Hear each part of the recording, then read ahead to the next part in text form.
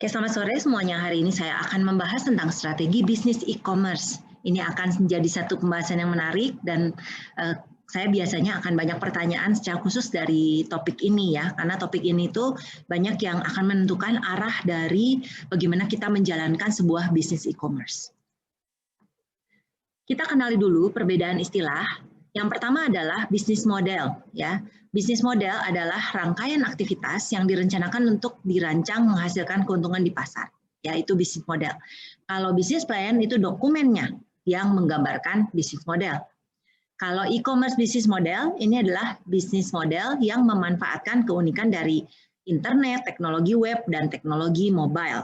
Ya, ada sedikit perbedaan antara bisnis tradisional yang tidak online dengan e-commerce. Jadi oleh karena itu kita perlu mempelajari strategi ini. Terdapat 8 elemen utama yang menentukan sebuah model e-commerce. Ya, ini adalah elemen-elemennya. Yang pertama adalah value proposition, ya, atau proposisi nilai. Apa sih nilai dari produk atau jasa kamu, gitu ya? Yang kedua adalah revenue model. Bagaimana kamu akan dapetin uangnya, gitu ya, intinya gitu. Yang ketiga adalah competitive environment. Persaingan kamu seperti apa sih? Manajemen tim yang keempat, siapa yang mengerjakan itu juga menentukan ya. Yang kelima adalah organizational development. Bagaimana kita mengembangkan orang-orang kita, bagaimana mengembangkan organisasi kita, ya itu harus jadi perhatian kita juga.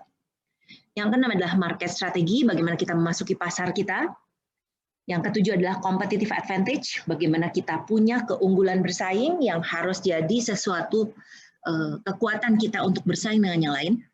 Dan terakhir adalah market opportunity atau kesempatan di pasar. Ini adalah beberapa panduan pertanyaan yang bisa kita gunakan untuk mengidentifikasi 8 komponen tersebut. Untuk value proposition, pertanyaannya adalah mengapa customer harus beli dari kita? Jawaban ini akan menentukan nilai apa yang kita tawarkan kepada mereka. Ya. Misalnya, value proposition dari Netflix adalah menyediakan streaming movie at the convenience of your fingertips, gitu ya. Jadi tinggal touch aja udah dapet tuh. Oke. Nah, terus saya ambil contoh Netflix ya. Oke. Yang kedua, revenue model. Bagaimana kamu bisa mendapatkan uang?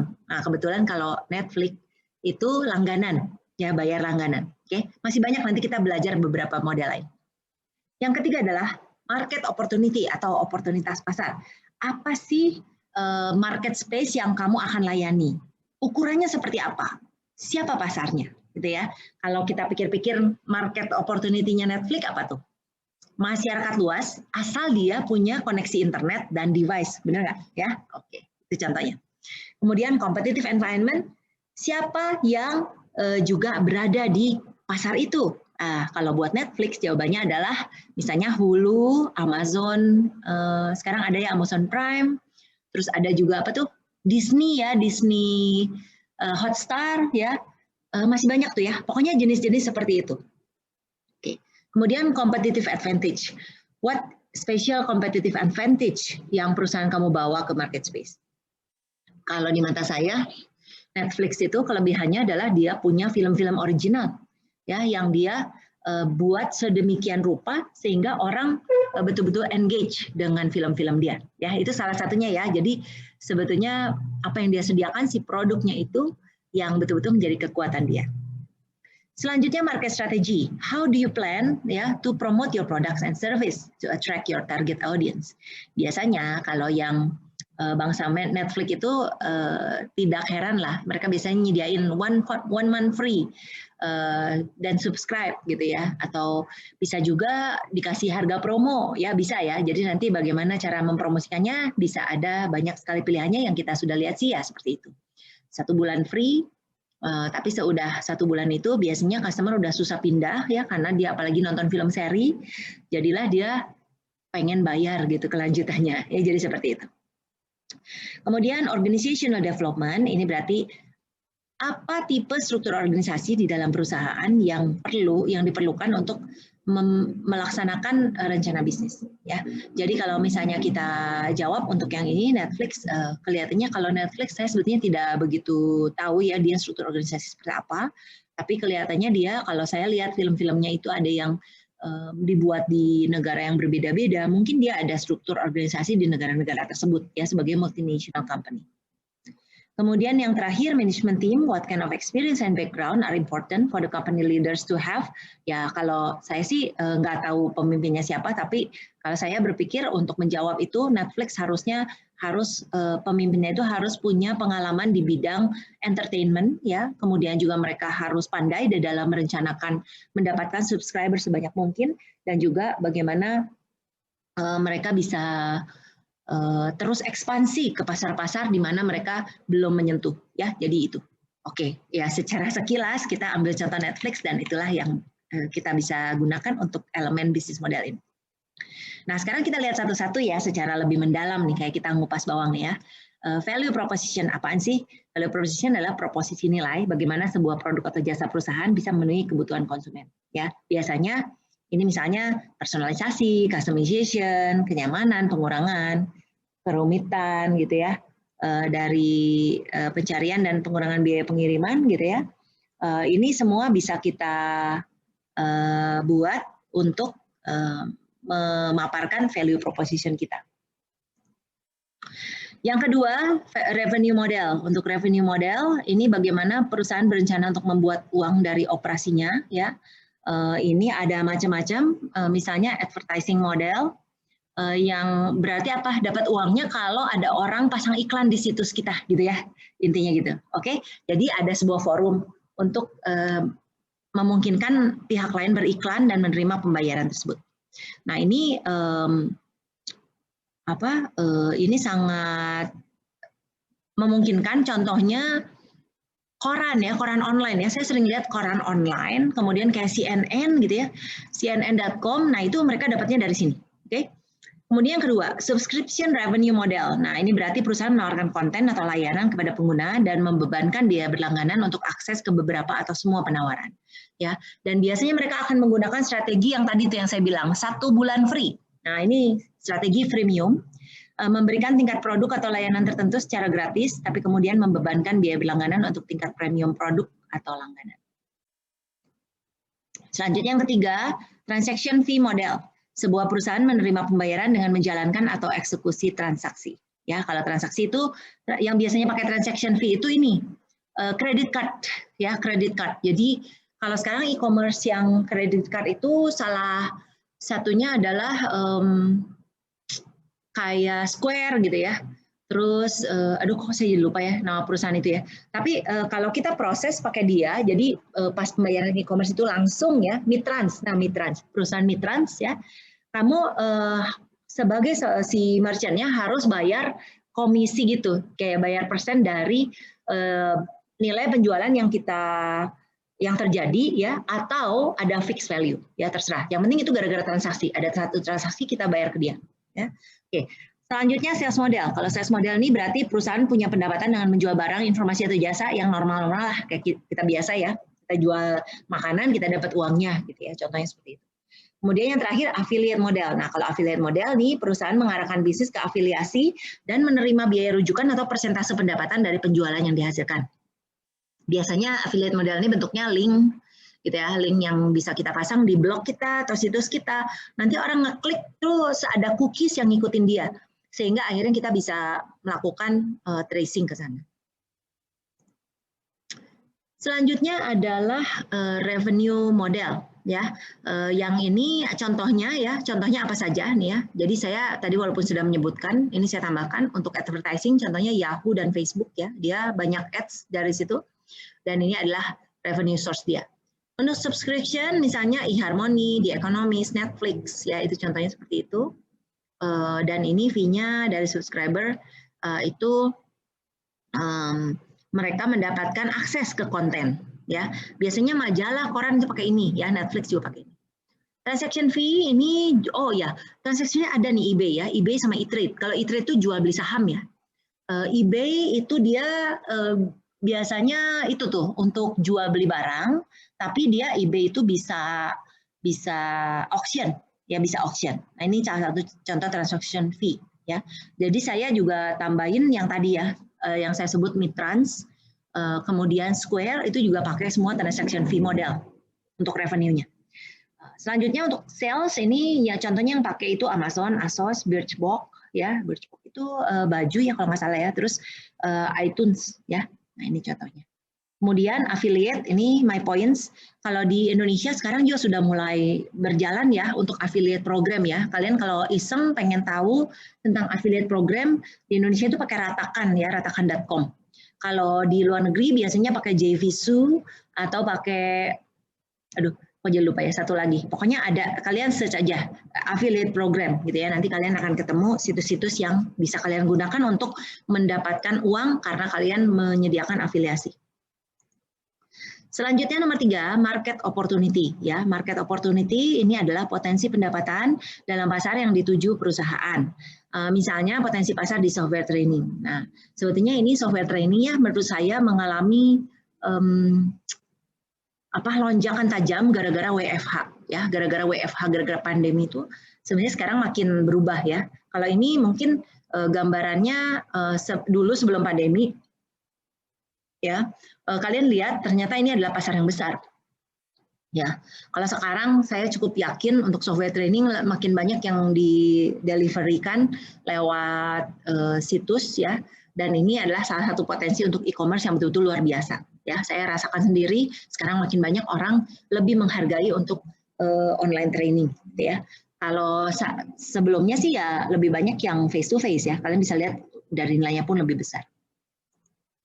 Oke, selanjutnya nomor 4, competitive environment ini adalah situasi persaingan ya, bagaimana kita bisa bersaing dengan para kompetitor, baik langsung maupun tidak langsung di pasar yang sama.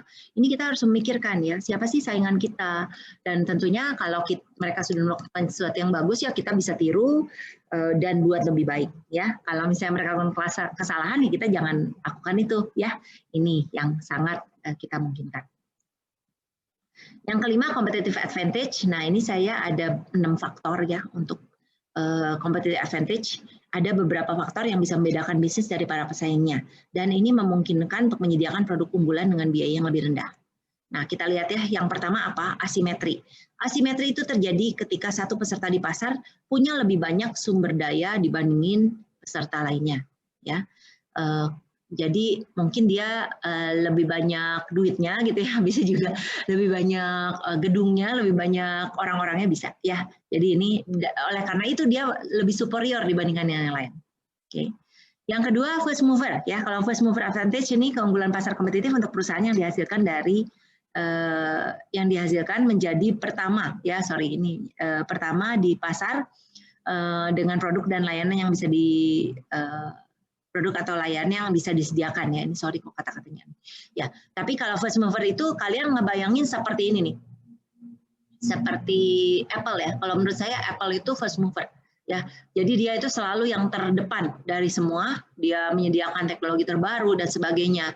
Tentunya keuntungannya adalah dia bisa give the highest price karena orang itu willing ya untuk membayar lebih mahal kalau dia bisa jadi pengguna pertama. Selanjutnya yang ketiga adalah complementary service.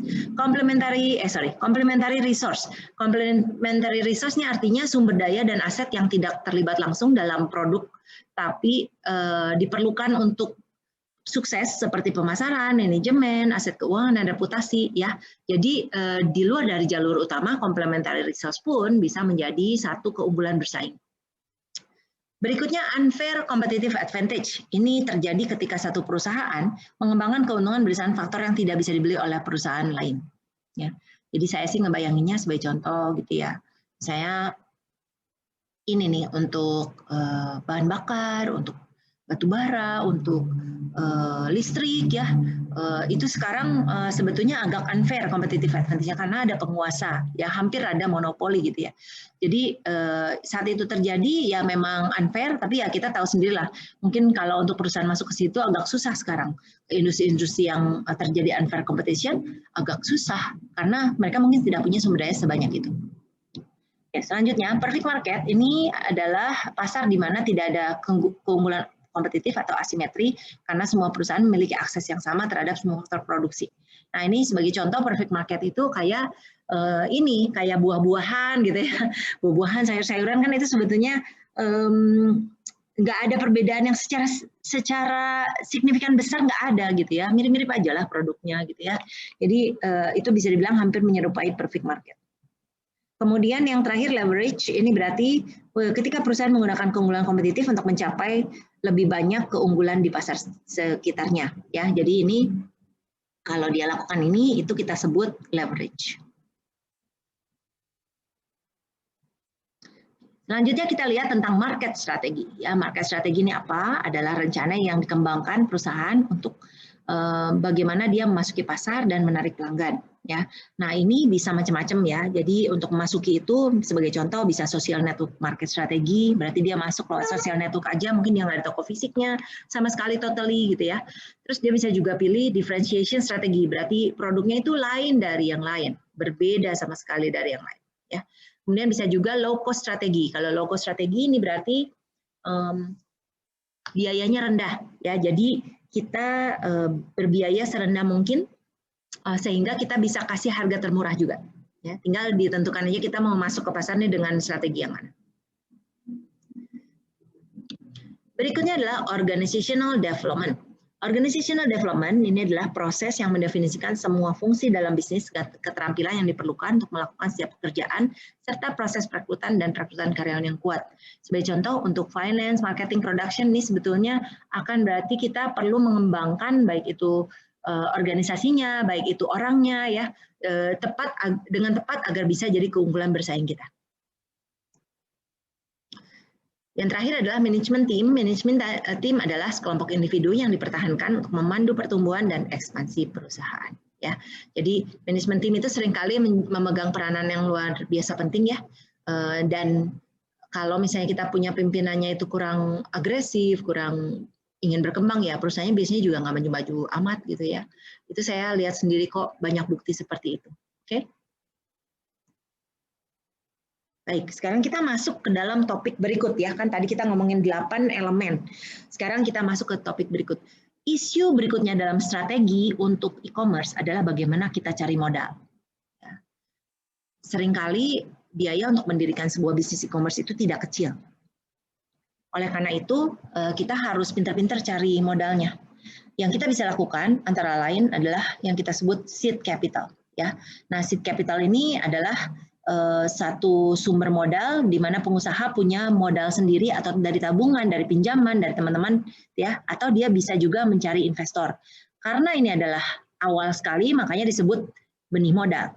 Ya, oke. Nah, ini bukan yang berikutnya bukan modal ya, yang berikutnya adalah cara mencari modal. Kalau misalnya kita cara meyakinkan investor, ya, itu kita sebut dengan elevator pitch. Ya, kalau kita kenal dengan elevator pitch ini, kalau kita naik lift itu biasanya kita cuma punya waktu paling semenit ya, 2 menit, 3 menit udah untung banget ya. Jadi kalian itu harus membayangkan bagaimana kalian bisa berbicara dalam 2-3 menit meyakinkan investor untuk menginvestasikan dana mereka untuk usaha pemula.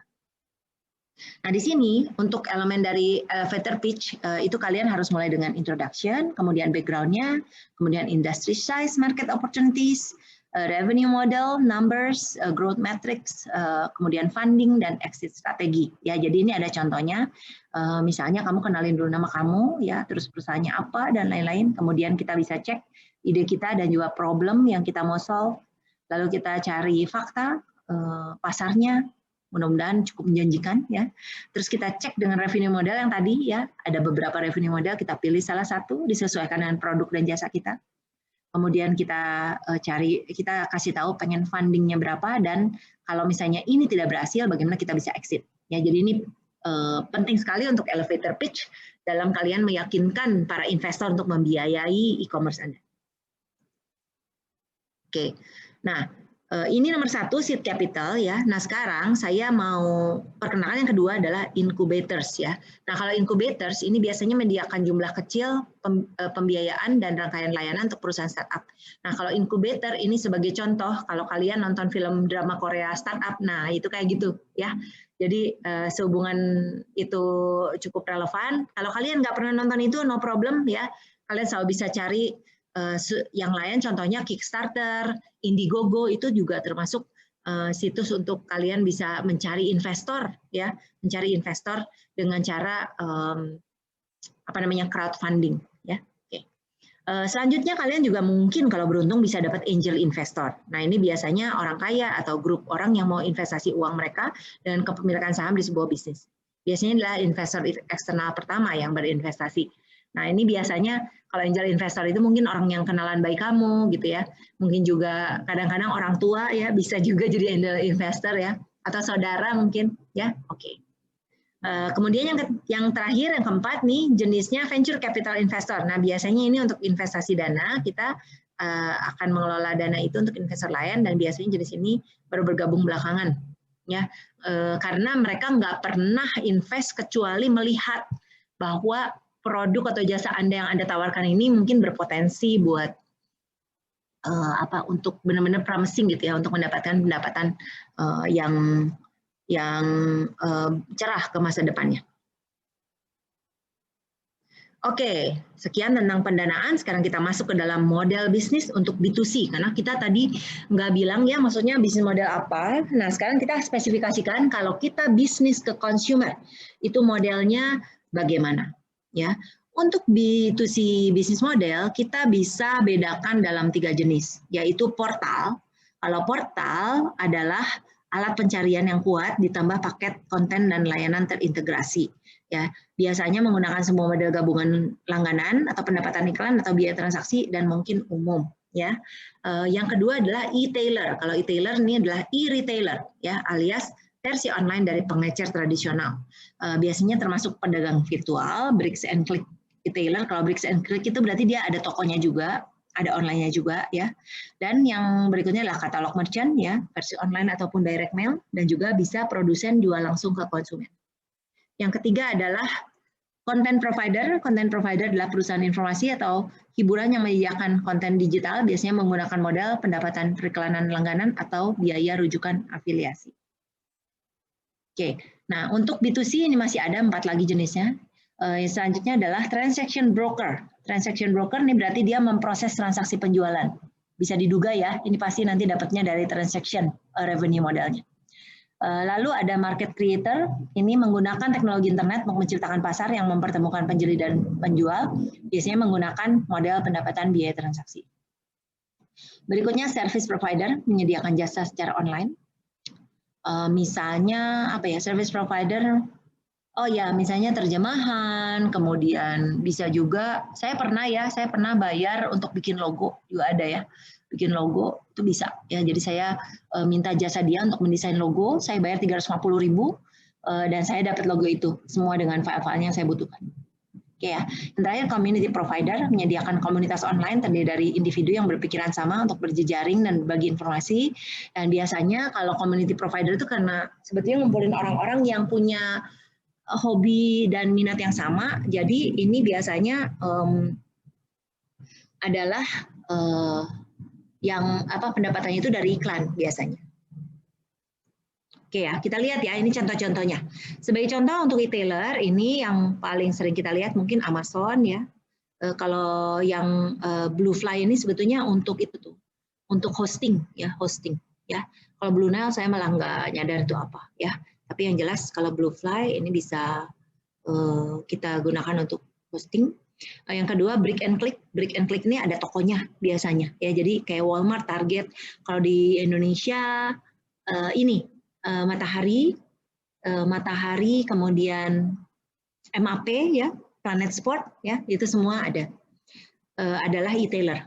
Kemudian bisa juga jenis katalog merchant. Katalog merchant tuh LL Bean misalnya, Lilian Vernon kalau di Amerika ya. Kalau di Indonesia katalog merchant saya sebetulnya jarang lihat. Jarang lihat saya. Mungkin Mungkin nggak benar-benar ada yang murni kata komersial di Indonesia ya.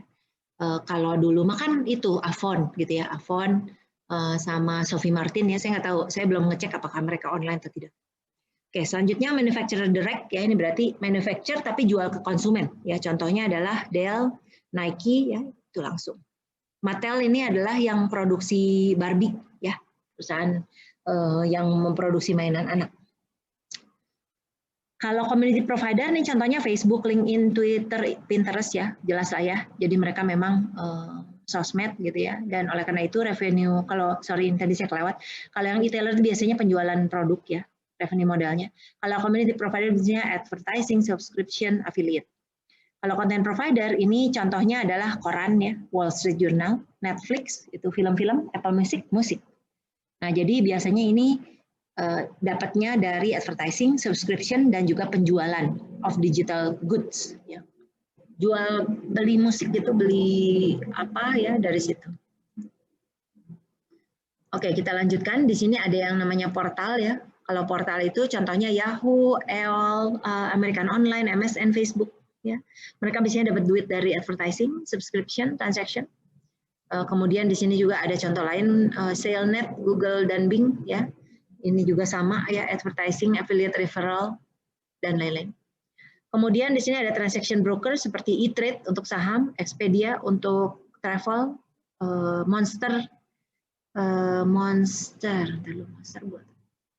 Saya nggak tahu, Monster buat apa ya, ntar dicek. Travelocity ini untuk travel, kalau Orbitz untuk travel juga. Ini biasanya transaction fee. Kemudian ada market creator itu contohnya eBay, Etsy biasanya buat kerajinan tangan, Uber ya, tapi Uber di Indonesia udah tutup ya, tapi di luar negeri masih ada kok. Airbnb ya, ini biasanya menggunakan teknologi internet untuk menciptakan pasar. Nah, mereka kenanya transaction fee, karena setiap kali ada yang beli dari mereka karena biaya transaksi. Terakhir service provider, ini ada Envoy, Wave, Rocket Lawyer, ini perusahaan yang menghasilkan uang dengan menjual jasa, ya bukan menjual produk. Jadi ini berarti pendapatannya dari sales of service. Setelah B2C, kita sekarang lihat B2B ya, karena B2B itu karakteristiknya secara umum ya, lebih sedikit pembeli dan penjualnya, tapi mereka biasanya marginnya juga agak kecil, tapi kalau beli itu kuantitasnya besar. Ya, itu biasanya kalau B2B itu kayak gitu. Nah, kalau jenis model bisnis dari B2B itu ada beberapa sebagai berikut. Yang pertama adalah e-distributor, menyediakan produk langsung pada bisnis individual. Yang kedua adalah e-procurement, ini biasanya perusahaan tunggal yang menciptakan pasar digital untuk ribuan penjual dan pembeli. Kemudian ada exchange, ya pasar digital yang secara independen dimiliki oleh pemasok langsung, biasanya untuk sebuah grup industri vertikal. Lalu ada industri konsorsium, ini biasanya pasar digital yang dimiliki oleh industri ya. Jadi misalnya industri perkayuan gitu, industri industri medis gitu ya. Jadi ini bagaimana mereka konsorsium itu bedanya gini, mereka memang secara resmi bekerja sama gitu. Ya, mereka memang ada perjanjian kesepakatan di antara mereka, perjualbeliannya itu biasanya cuma lewat network mereka. Oke. Kemudian yang terakhir ini ada private industrial network. Nah, ini biasanya adalah network industri yang dimiliki oleh salah satu perusahaan. Misalnya nih contohnya private industrial network itu kayak Walmart ya, kayak P&G gitu ya. Mereka punya industrial network sendiri. Jadi untuk vendor, untuk mereka kalau jual ke P&G karena mereka begitu raksasa ya, mereka harus melalui industrial network ini. Kalau enggak mereka akan susah untuk menjual kepada mereka. Dan tentunya pasti ada persyaratan, mungkin dari kualitas, mungkin dari after sale service, mungkin dari retur gitu ya, banyak hal yang mungkin mereka harus penuhi. Karena kalau masuk ke sini ya bisa dibilang kayak semacam terjamin gitu bahwa produk kamu itu setidaknya akan dilihat oleh perusahaan yang raksasa itu. Oke ya, nah ini contohnya untuk ini mungkin kalian nggak akan banyak kenal ya, kenapa? Karena ini adalah B2B. Kalau buat kita customer kita jarang dengar terus terang ya. Jadi ini ada contohnya nih untuk e-distributor, misalnya Grainger sama Amazon Business, dia revenue modelnya sales of goods ya. Untuk e-procurement ini ada Ariba sama Proactic, ini berdasarkan fee for market service, market making service, supply chain management, fulfillment service. Ya. Kemudian untuk exchange ini ada Go to Paper. pakai fee and commission per transaksi. Ya. Kemudian ada industry consortium di sini contohnya the SIM supply on ya. Ini berdasarkan fee dan commission dari transaksi. Kemudian untuk private industrial network ini Walmart dan P&G ya, karena memang mereka raksasa sekali ya. Dan oleh karena itu sebenarnya kalau di Indonesia ya yang agak-agak mirip gitu, tapi saya nggak yakin dia punya private industrial network. Misalnya Toko Jogja gitu ya. Tapi sekarang Giant udah banyak yang tutup ya. Kalau nggak dia itu udah pasti punya dia ya, karena dia juga besar tuh ininya transaksinya. Ya. Oke, ini contoh-contoh.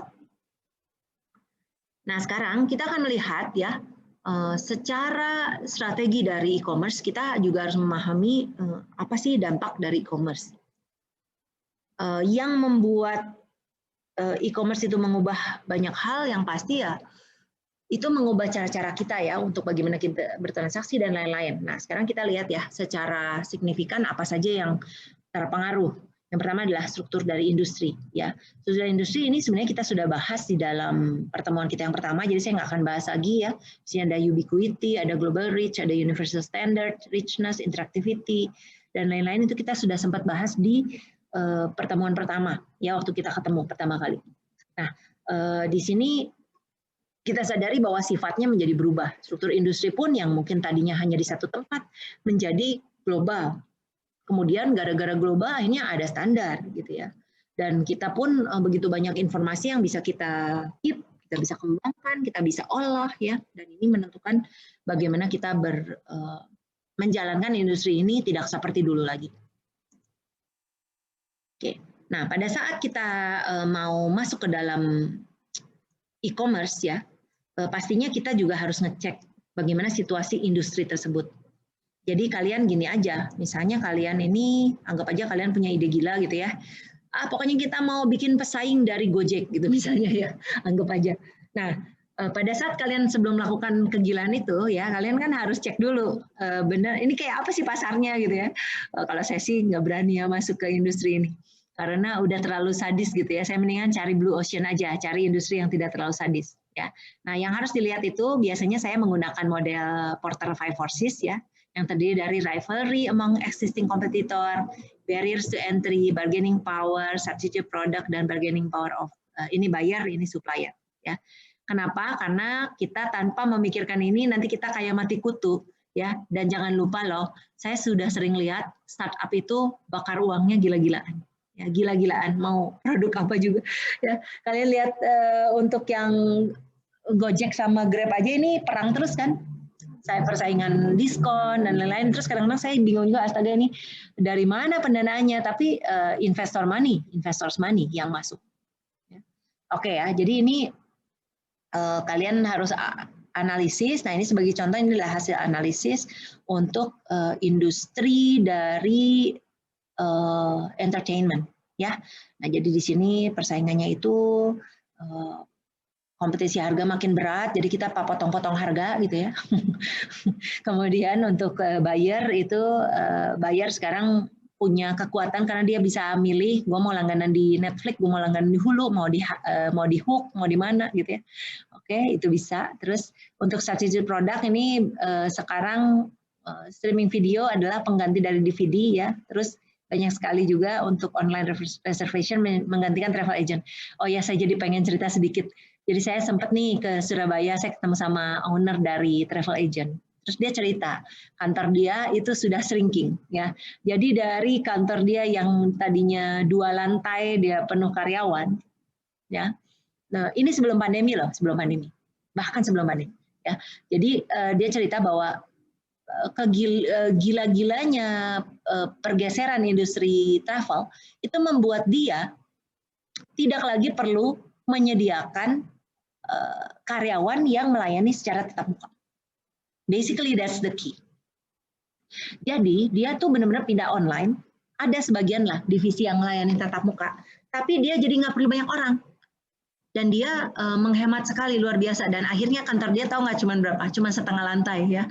Dari 2 lantai penuh dia potong, dia pangkas habis karena dia bilang orang aku juga jadi boros nih nge-hire begitu banyak orang nggak perlu katanya ya. Terus ya itulah dampak yang betul-betul nyata ya saya lihat sendiri gitu. Dan suka nggak suka ya kalau kita, makanya kalau kita punya pekerjaan, punya keahlian, kita juga nggak boleh lengah ya melihat bagaimana pergeseran industri ini. Oke, baik, bargaining power of supplier ini berarti vendor kita punya kekuatan nggak ya, dan barrier to entry itu seberapa mudah pesaing kita masuk ke pasar kita. Oke, berikutnya, walaupun Anda B2B, Anda harus juga melihat industry value chain. Ya, industry value chain ini adalah serangkaian aktivitas yang dilakukan dalam satu industri oleh pemasok, produsen, pengangkut, distributor, dan pengecer yang mengubah input mentah jadi produk dan layanan akhir dengan mengurangi biaya informasi dan biaya transaksi lain. Nah, jadi di sini sebagai contoh, customer itu dapat produk dari mana sih sebenarnya? Nah, jadi kan dari supplier. Supplier ini sediakan bahan baku, kasih ke manufacturer. Manufacturer akan mengolah, lalu dia juga punya ada sistem supply chain management, dia akan terhubung dengan transporter ya. Lalu kalau udah jadi barangnya masuk ke dalam inventory management system, yaitu oleh distributor, setelah dari distributor disalurkan ke toko-toko retailer. Ya banyak toko retailer. Dan di sini yang dibutuhkan adalah efficient customer response system dan akhirnya sampai ke customer. Nah, saya kasih contoh sedikit. Sekarang seperti toko saya yang berjualan popok gitu ya dan susu ya. Saya untuk chain-nya itu si supplier ya pasti supplier bahan baku dari anggap aja dari popok gitu ya, dari China. Manufacturer, saya ambil contoh Pokana ya. Pokana dia manufacturernya di Bandung kebetulan. Ya, terus dari manufacturer ini dia masukin ke distributor. Ada distributor yang menampung produk banyak. Nah, bisnis saya ada di sini, ada di retailer. Jadi saya ngambilnya dari distributor. Enaknya apa? Kalau dari distributor ada termin pembayaran biasanya 30 hari. Nah, kalau saya bisa jual cepat dalam 30 hari, sebetulnya saya nggak sepenuhnya butuh modal itu. Ya, kalian jadi kebayang nggak sih? Salah satu trik ya, kalau saya nggak punya modal terlalu banyak, saya akan memainkan cash flow. Nah, jadi di situ yang saya lakukan adalah bagaimana saya bisa secepat-cepatnya menjual produk ini supaya saya nggak perlu bayar dulu ke dia, tapi barang udah kejual. Jadi uangnya saya dapat, saya bayarin ke dia. Untungnya saya kantongin gitu ya, contohnya seperti itu. Oke. Ini kasih ide aja. Jadi kebetulan B2B banget ya, itu dari pabriknya ke saya sebagai retailer. Ke customer-nya dari kita ya. Oke, yang ketiga adalah firm value chain. Kalau tadi industri ya, ini firm adalah perusahaannya. Jadi value chain di dalam satu perusahaannya.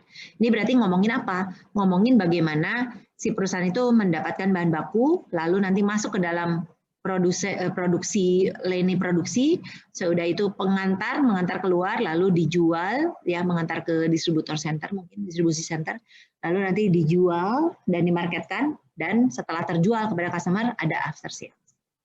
Ya, nah dari primary activities ini adalah aktivitas utama, nah tapi selalu ada supporting. Supportingnya adalah yang di atas ini, administration, human resource, information system, procurement, dan finance.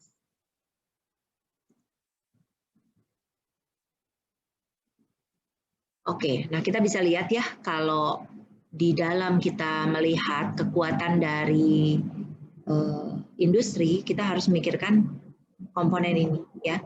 Siapa direct supplier kita, siapa customer kita, kemudian siapa indirect supplier kita, siapa strategic alliance kita ya. Karena dan kita mencoba menghubungkan dengan sistem, apalagi sekarang zaman ini kan kita kan e-commerce. Jadi kita juga sebisanya terhubung supaya kita akan lebih efisien. Oke, berikutnya sekarang kita harus mikirin bisnis strategi untuk B2B ya. Kalau B2B itu harus gimana ya? Sama juga sih sebenarnya nggak beda jauh ya. Kita bisa konsepnya diferensiasi bisa ya. Kemudian kita maksudnya beda dari yang lain ya produknya ya. Produknya unik gitu kalau diferensiasi. Kita juga bisa berkompetisi secara cost. Pokoknya kita menghasilkan memproduksi produk semurah-murahnya ya sehingga kita bisa orang lain nggak bisa nandingin ya. Itu cost competition. Kita juga bisa scope ya, strateginya scope. Kalau scope itu berarti kita pilih daripada kita melayani seluruh pasar, kita pilih aja pasar yang kecil. Boleh ya, bisa aja, why not ya. Oke, ini ada Apple iDevices nih contohnya. Terus ada fokus market niche. Kalau market niche ini pasar kecil banget, bisa dibilang kecil banget ya. Jadi ini berarti kita akan berkompetisi dengan narrow, very narrow market atau produk segmen. Ini ada contoh Bonobos ya, tapi saya sendiri belum pernah lihat ya. Nanti kita bisa search di internet. Dan terakhir customer intimacy, ini bisa jadi strategi kita juga. Berarti apa? Berarti kita betul-betul dekat dengan customer. Sebagai contoh, Amazon dan Netflix melakukan hal itu, mencoba mengenali customer-nya dan seterusnya.